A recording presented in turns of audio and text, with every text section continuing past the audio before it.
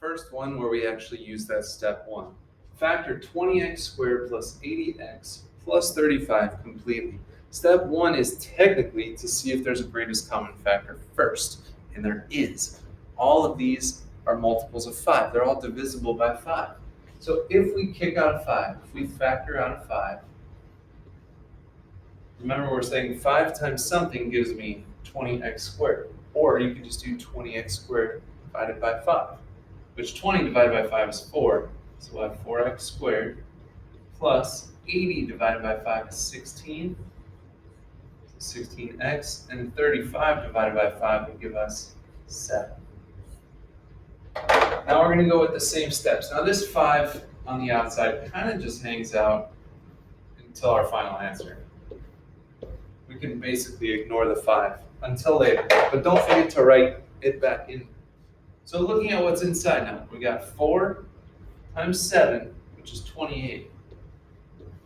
And it's positive, so they need to both be the same symbol.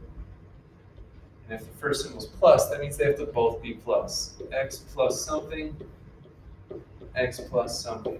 So factors of 28, we have 1 and 28, we have 2 and 14, or 4 and 7. We need a set that adds up to 16.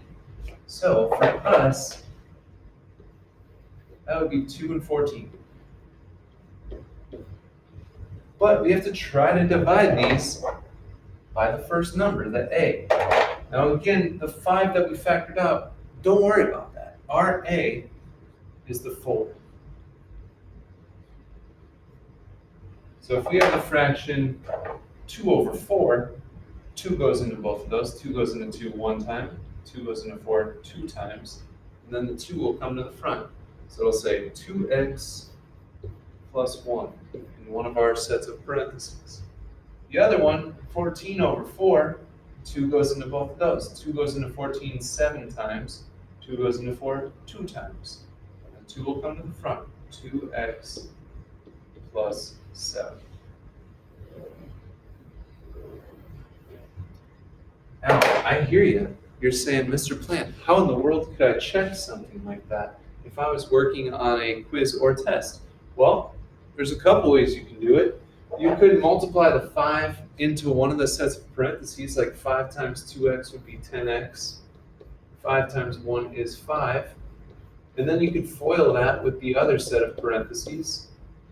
10 times 2x, 10x times 2x is 20x squared.